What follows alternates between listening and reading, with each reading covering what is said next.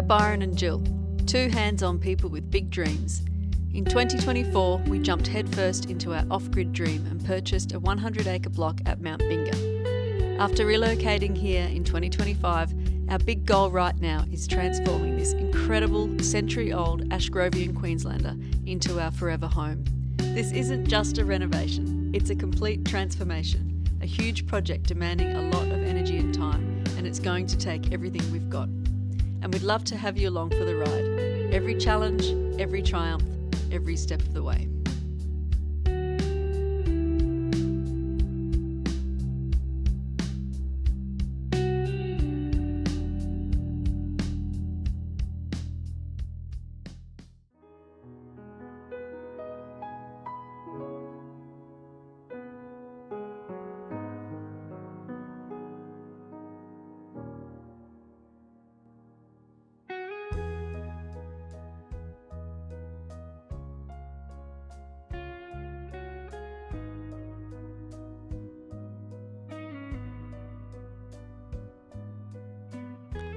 Welcome back to Off Grid at Mount Binga.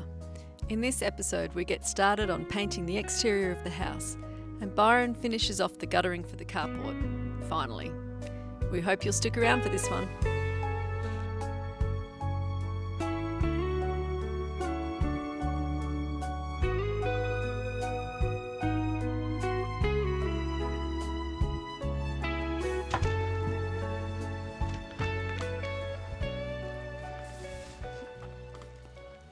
We've been lucky enough to meet up with a nice couple that follow us on the YouTube, and we got to meet them in real life. And as a surprise gift, they brought out a few things that will be very useful for our renovation. Let me show you what we've got.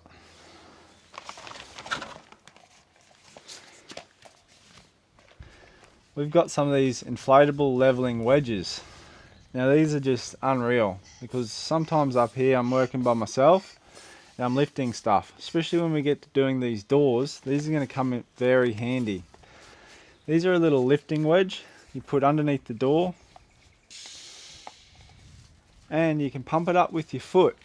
So if my hands are full up here, I've got a drill in one hand, I've got a door in the other hand, this can sit underneath the door and I can use my foot to pump this little guy up. That's why it's called a lifting wedge.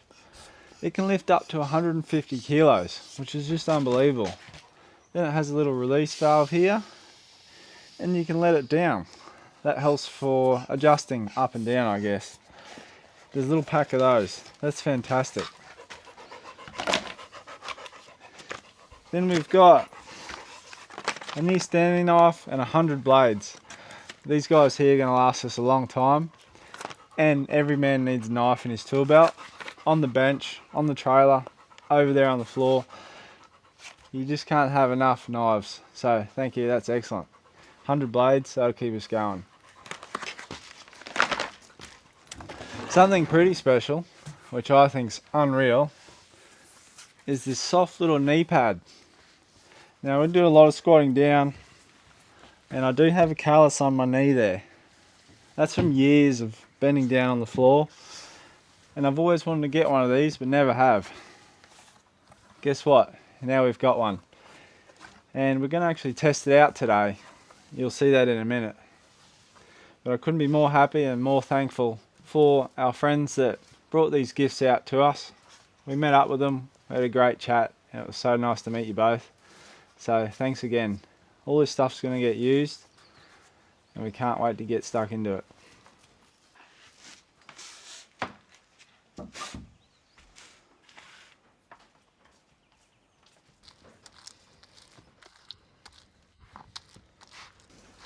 And what are you up to? I'm just painting some 4-in-1 primer, get rid of the pinkness, but also get it ready for when we do get around to painting the whole exterior of the house. But this is also just a little bit of weather protection as well.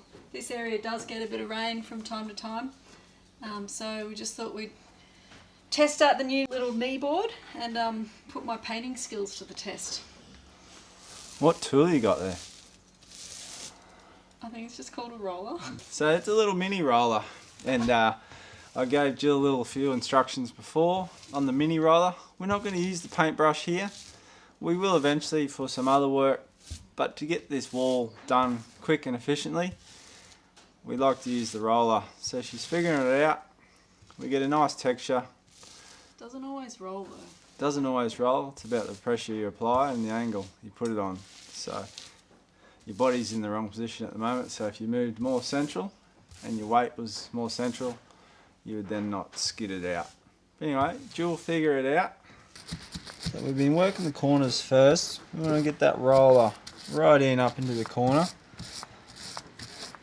Pushes into the corner on the right and also the corner up underneath the extra board. That uses up the bulk of the paint off the roller. So you get a good coverage up into the corner. You want to squish it right in there. Make sure there's no drips or streaks or runs.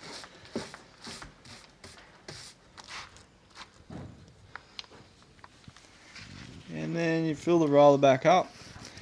And then what we've been doing is, while the roller's full of paint, getting a good coat right up underneath that other board. That way we're picking up the board we're painting and the board above it at the same time. That's more efficient. And then when your roller's running out, fill it up again. Don't try and spread out paint you haven't got. We want to get plenty of paint on this wall. So less pressure. You want to let the roller roll. Yeah. So just don't push as hard. Yeah, that's it. See how it's like fluffy now and furry? Yeah. That's how you want to finish it. So you just got to remember, when you go lay it off, you want that fluffy roller. Yeah. Because that's the texture we want. Alright, so while Jill gets stuck into that painting over there, I thought there's no better time to get stuck into this carport and finish it off. It's been a few weeks since we put the carport up, and now I'm ready to throw some gutters on. I've got my scaffolding set up out there, I've got my gutters here, I've got all the tools I think I need. Just before I get cracking, we'll just go through a few rules that we've got to follow here. Now the gutter has to fall, as per the code, 1mm every 500mm of length. So you can just imagine 1 little mil over half a metre. So to do the maths on our carport, we've got 8 metres. All you have to do is just go 500mm, well let's make that a metre. So we've got 2mm fall over a metre. Our carport is 8 metres times 2, 16mm of fall. Now that's 3/4 of an inch. Well, not quite. It doesn't seem like much. So general rule of thumb is you just go a little bit extra. I go 3mm per metre, which gives me 21mm of fall over 8 metres. That's the first step. Second step is we need a dropper. Now we plan to put a dropper and a rainwater tank on this carport separate to our main house. So I need to put a dropper down the end. It's just a 90mm dropper. Regulations are you need 1 dropper per 12 metres of gutter. We've got 8 metres, so we're good there. We don't need 2 droppers, we just need 1 dropper. The other rule is with the brackets, these gutter brackets here require 1 on each end and then a bracket no more than 1200mm apart. So we've just got to count up what's supplied, and when we get up there we'll space them out, we'll do the maths properly, and we'll make sure we don't bust up on the code there either. So they're the simple little things you've got to follow when you do gutter. If you don't do that, it doesn't pass regulation. You might get overflow, you might get back up, your gutter might fall off. There's a lot of things going on, so they're simple little tips. So we just want to peel back enough of this plastic on the gutter so we can get this stop end on. But don't peel all the plastic off just yet, because I'm going to be rolling these over, and the last thing I want to do is scratch the bottom of that gutter. So I'll just peel this back here, and now it's ready to go. I like to start with the gutter upside down, and firstly getting a pot rivet right in the back. So we'll get one underneath in the back.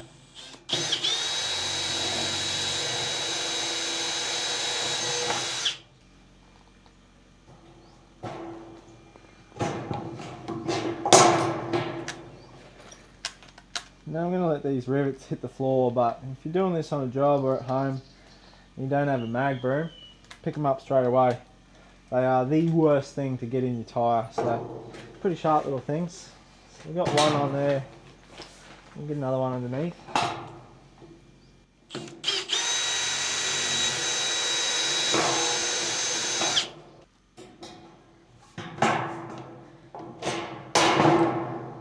Now this here is our face edge. We're going to get one right up the top.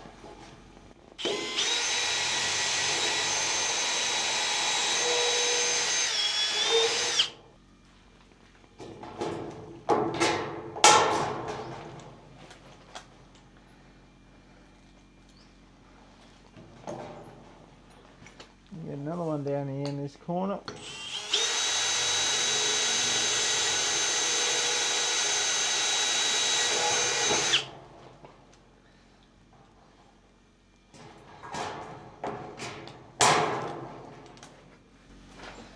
And then we'll roll him over and get one in the back here.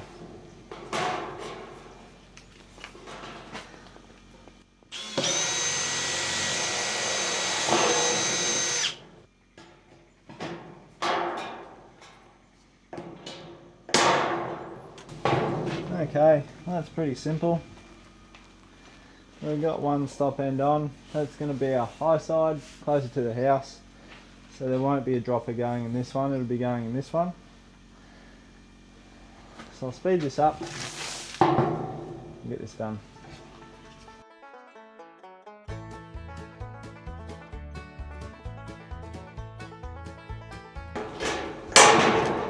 I just like to make my way around, rivet by rivet. Don't try and get two rivets in at once, it just all gets out of whack. So one at a time, keeping everything tight, keeping that stop end hard up into the corner.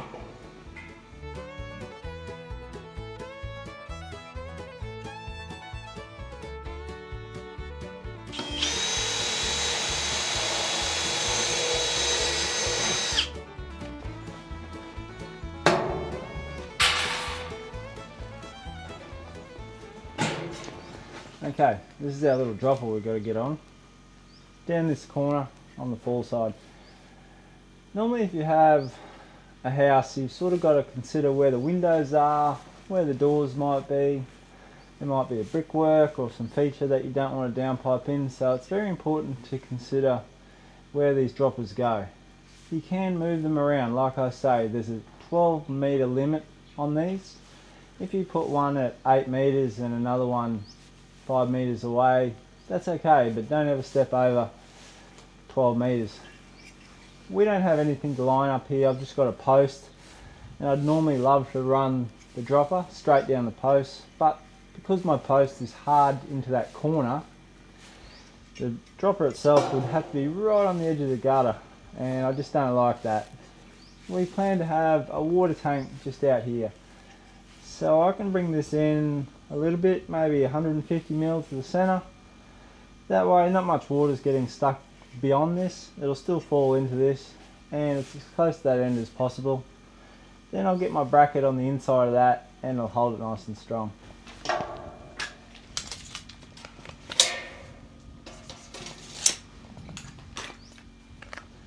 $150 mil to the center, and then our dropper I like to have sitting right in the middle of the gutter.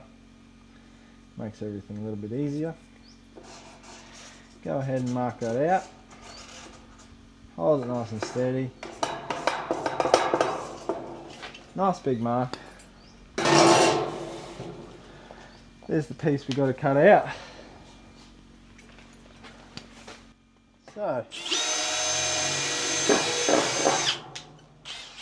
we're going to go ahead and get a step drill.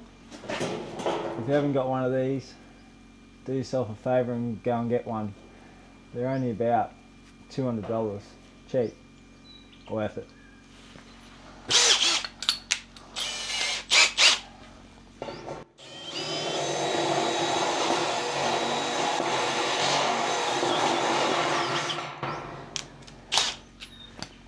trying to drill the hole out with the step drill.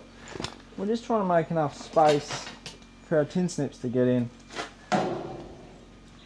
And we've got our Nico line, so I want to just cut on the outside of that Nico line about 3 or 4 mil. That way I know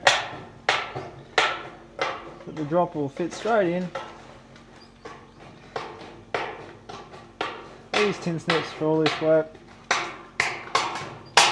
take nice little bites. Take your time with it.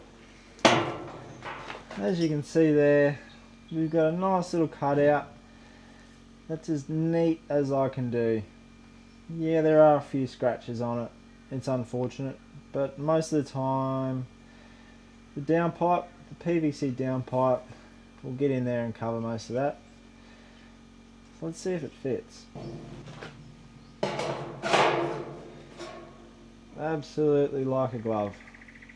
Now we want to whack a couple of rivets in it with a bit of silicone behind it.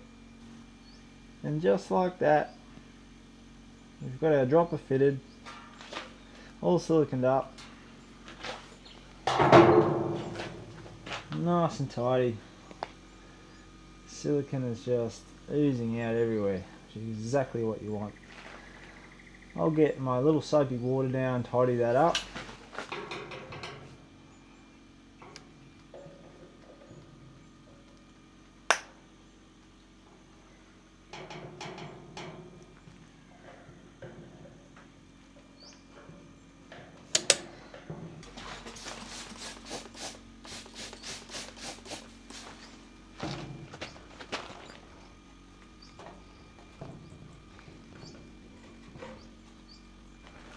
Soapy water's the magic trick. It stops it from sticking to things you don't want to, especially your hands, and it makes life so much easier to work it in. Definitely don't put soapy water on before you apply the silicone. It will never ever stick. So you put it on dry, cover everything you want to, and then spray it up.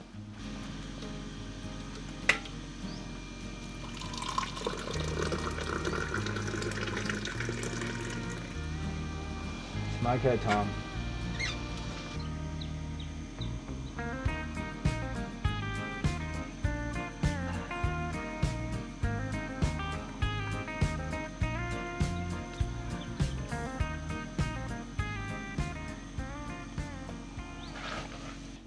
Okay, this is going to be hard to film, but bear with me. I hope the sunlight doesn't break up, but I've run out of space here a little bit. I've got a little side project here that's in the way. My mower's in the way. Anyway, we've got our dropper in, we've got our stopper on this end, we've got our stopper all the way down there on that end done. I've got this laid out how it needs to go on the side of this carport, so I just don't get confused. The important thing now is I get the length right. Before I started into these gutters, I jumped up and I got a measurement, and I've got 8 meters and 55 millimeters. So all I've got to do now is hook on to my finished product on the gutter, which is the stopper, measure all the way down the other end, all the way down to 8 meters and 55, right there. So without moving it, I can now mark with a Nico pen where this gutter has to join on, right there. Okay, now just imagine that. Our high side's down here and the water's flowing this way, down to our low side. So I'm going to exaggerate it. We're like this, but we only have 21 mil of fall. So now what you have to consider when you do gutter joins is where the water's running. Always to the low point, obviously. But what happens is when it hits that join, you don't want that water going underneath this piece, which is the joining piece down here, because water's going to flow through and it's going to leak out down over here. So what happens is you want this piece to overlap this piece, and then the water is continuous. So the right hand side piece from your angle is the piece that has to go inside the other piece. That will create this overlap where we don't have water seeping through that join. We want to get a good bead of silicone behind this join, down the side, along the bottom and up the face edge. I like to do it in 2 spots,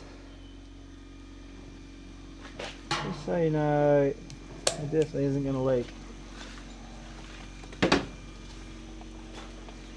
Then all we have to do is get these 2 pieces to mate up, which isn't always that simple, but you just got to take it real easy and gentle so you don't scratch anything, and you make sure your gutters are all lined up so you can find the straightest line. Now we're very close there to our measurement we got. We want to push that down and get out your trusty hive tool. There we are. Now face edge is the same, and we should get it to clip over just like that. Now that there is as good as it's going to get. I'm going to whack a few rivets in it.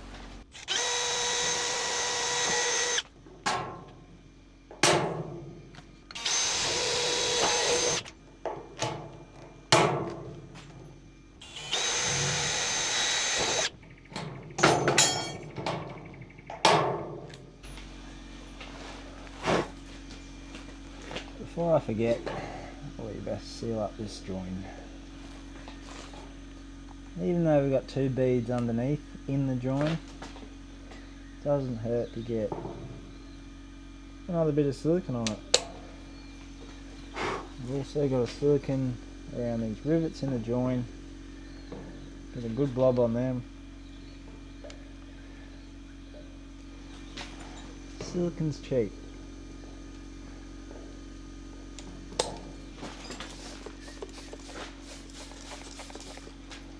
Make sure it's nice and smooth so the flow of water can just pass through it. No catching. There she is. And just like that, we've got our 8 metre gutter assembled, ready to go on to our carport.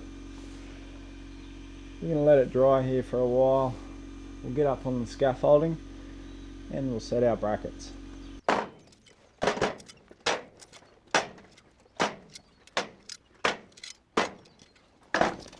I'm going to go ahead and mark them out. Our first bracket's going to be 100mm from the edge, and then we've got a metre from there on. I'm going to get some marks on this fascia purlin. Now's the most important part, where we've got to get our fall right. Like I said earlier, we need to achieve 21mm fall over 8 metres. Now this can be done pretty simply by setting your first bracket up as high as you can without it being awkward. You don't want to squeeze it too far up under that roof, otherwise you'll really struggle to get that gutter in, especially when it's a full length at 8 metres and you're on your own. I'm yet to see how I go with that, but I'm confident it will work. So from there, I've set up fairly high, and the top of my gutter down this end will sit above the roof line. That's a perfect start. Now we just want to check down the other end that 21mm is not too high or too low. If it is either, you can come back to the start here on your high side and adjust this starting bracket. We had 115mm up there, 115, and we have 21mm fall. We want to mark down 21mm. And right there's the bottom of our bracket. And we want to double check, see how that gutter is going to fit on. It's going to be absolutely beautiful. It's going to work really, really well. I'm going to go ahead now and screw all these brackets on. Before I get too carried away, I've got my 2 end brackets on. I need to pull the flick line out, hook it onto my high side, all I did on my low side, pull it super tight, and we'll flick a line. That's going to set out our brackets.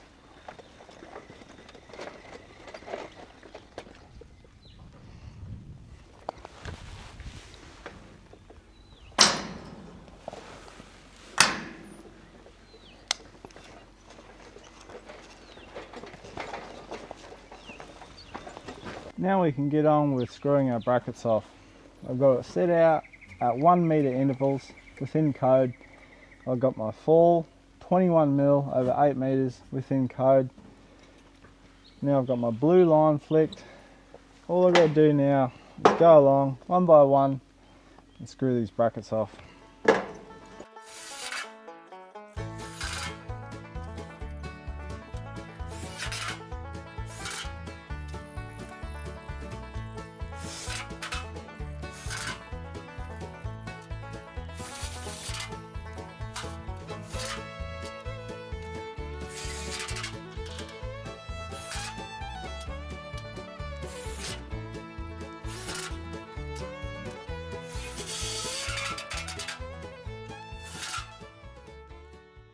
Okay, well,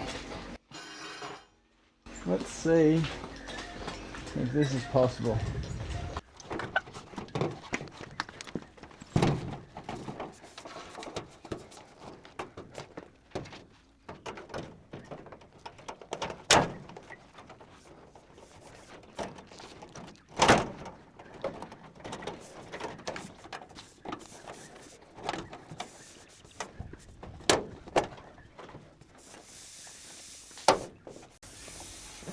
So far, so good. Got to be very patient and smooth with reactions.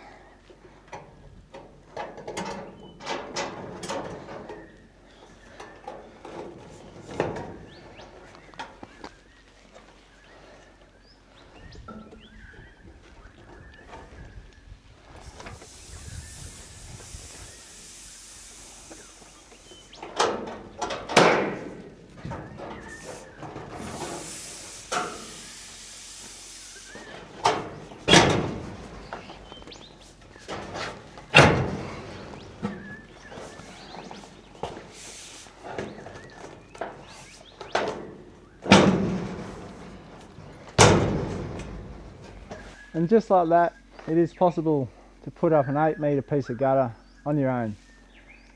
You just have to be very thoughtful, slow down, and just work through the motions. It's come up a real treat. It's going to catch all that water, divert it straight into the tank. Anyway, enough of me outside. Let's get back to Gilly, see what she's up to.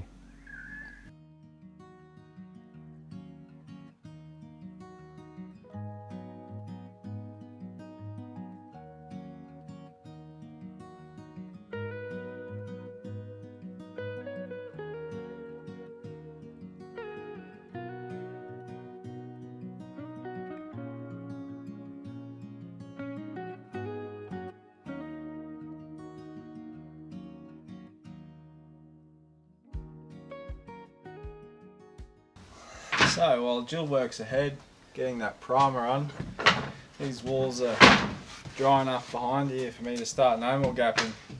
I'm using a Soudal no-more gaps. It's called Pro Gaps. It's for exterior only, so it's going to work really good on these weatherboards. It has a 12.5% flexible rate, which is pretty high. It's going to be great for outside. When we go inside, we'll be using a different product. So for now, I'm going to use this one. It's fantastic. It's supposed to be top of the line. It's all about how you cut the tip. So you put a slight little angle on it, and you want to follow that angle as you no-more gapping. You want to twist the gun around a little bit. This just happens naturally. So when you're going through, you can follow that tip. You don't want to be on the back side of that point. You want to be filling them gaps with the slice cut on the tip. So I'm just getting into the corners here first, working my way down. I'm going to do 3 boards at a time on this wall.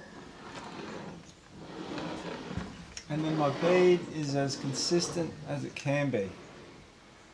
That way when you spread it out, you haven't got all these clumps or bits that are too big hanging out.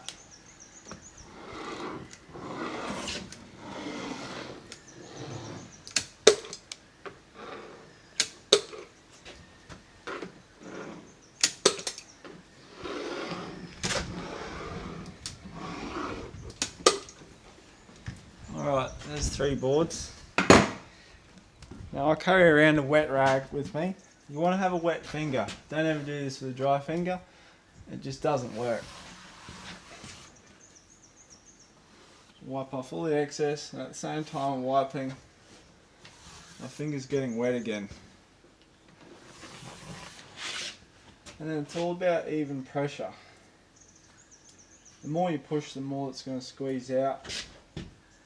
And the less you push, it won't be as consistent. So it's all about feeling. It takes a bit of practice. But once you figure it out, it's very easy.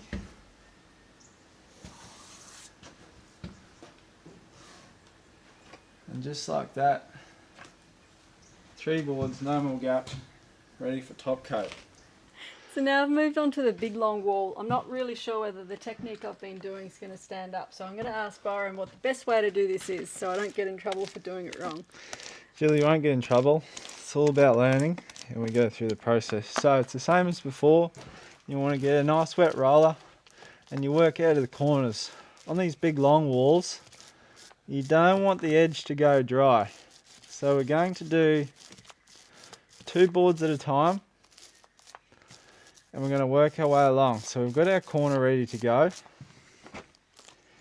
Now we want a nice wet roller and you don't want to bite off more than you can chew. So if you think that's going to be enough, we're going to stop there and we're going to use the very dry edge of the roller. Once we get it dry enough, there, fade it out to 0. And then we keep going and then we're back to our thickness, our proper amount of paint here. So when we start again, we come back into it and we don't have a solid line of paint where there's an overlap. That way then we can come back here, finish that board, we'll lay it off with a nice dry roll.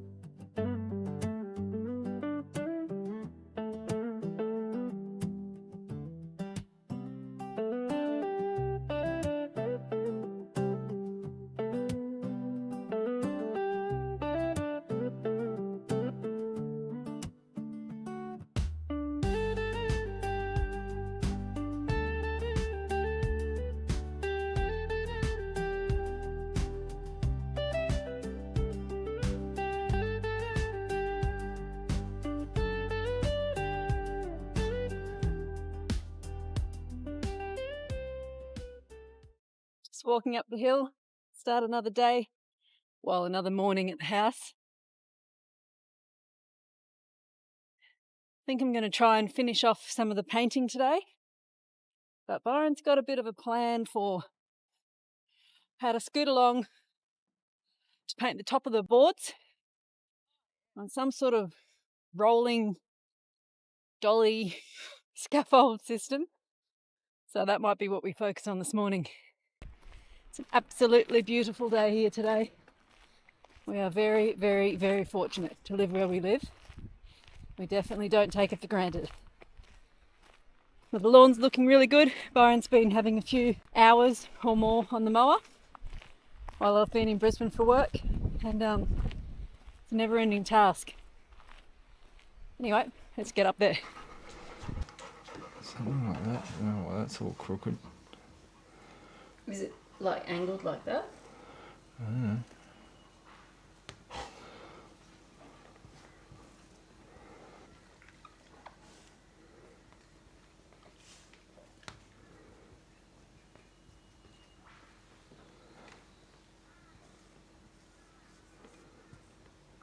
Is that you or me? That'd be you. Maybe it needs some glasses. Or eyes. That's it right there. So we need to be able to get through this doorway and Our doorways are generally 2100. We've got to allow for a little set of wheels on the bottom of it so we can push it through doorways. We don't want it any wider than the doorway in any room.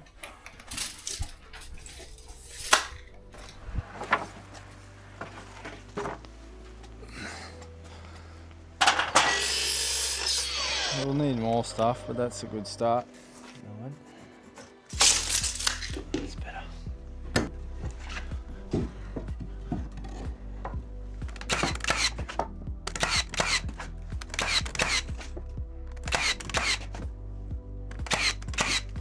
Makes sense, yeah.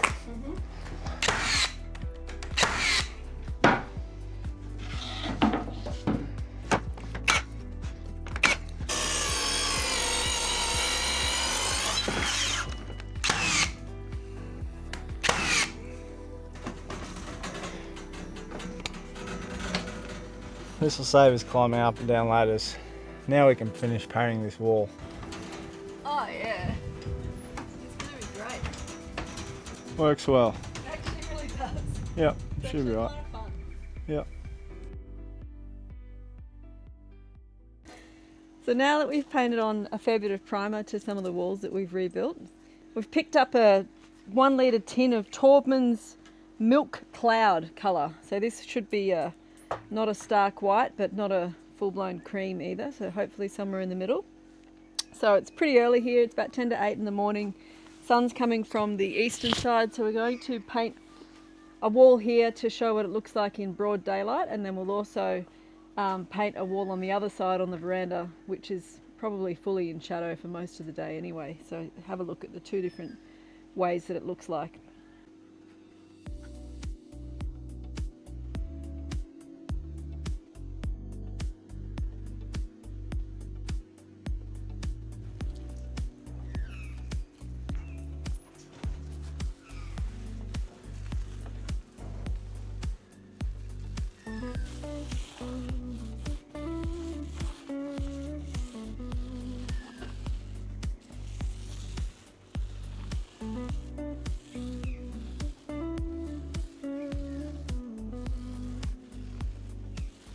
So we've just done a couple of the boards here, probably about halfway up to about here. It's very subtle, but we like it. So we ummed for ages over what colours we would consider. But I guess the best colour combination was looking at us right in the face, what it originally was. But maybe a bit more of a modern approach to it. So I don't really like the old weathered yellowy cream. So we're keeping the Manna Red for the roof. That's what was already on the house, but also what we purchased for the carport. And we're keeping the, I think it's cottage green for the guttering and probably some of the feature sort of parts that we'll end up painting as well. So we'll see how this goes, and we'll move around to the other side of the house now and have a look at what it looks like in the shadow. So we've got the section done over in the sun. See how the colour actually looks in real life situations.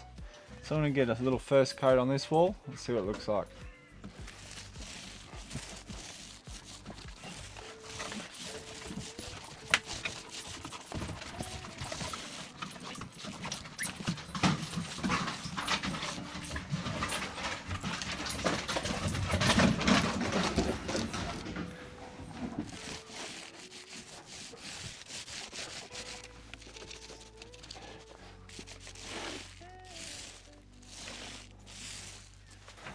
Well, I don't know if you can see there the difference between the stark white primer and the colour we've chosen, which is Milk Cloud.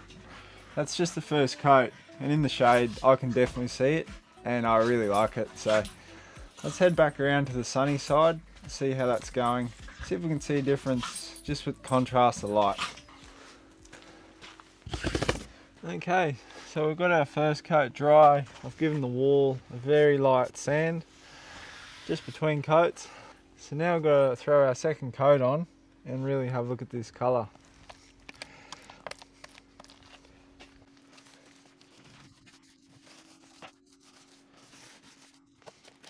I really like it. Yeah, I think it's good too. Will it be too glary in summer? I don't think so.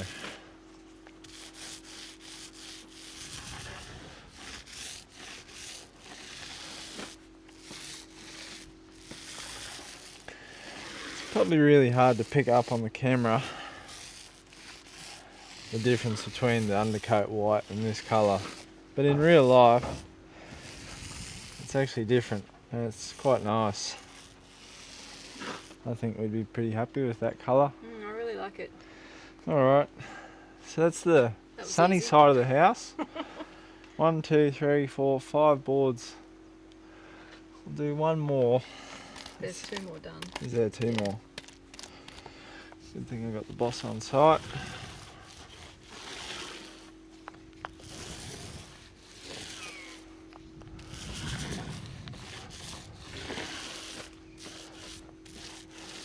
So we're putting on a nice thick coat of paint and we're laying it off. You can see we put it on, then we come across with a nice dryish roller and we get the texture we want. 1, 2, 3, 4, 5, 6, 7 boards done, and if you can tell, there's the undercoat white and there's our new colour. Sun's popping out now, so we'll go around, we'll get that wall done in the shade and we'll have a look there.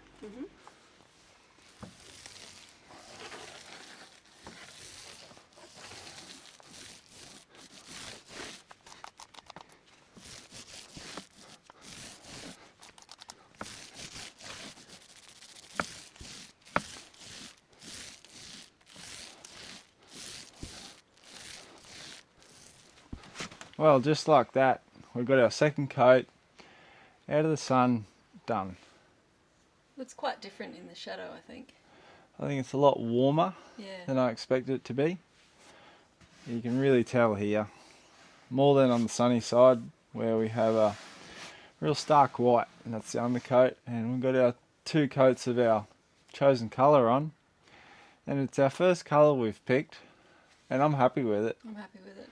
I think it looks really good with the timber floors. It will reflect a bit of colour that's around it, and that's what lighter colours do. Whether you get the greens from the grass and the trees or the browns, it'll reflect yellow a little bit, and if you're wearing bright red it would then show red or pink hues.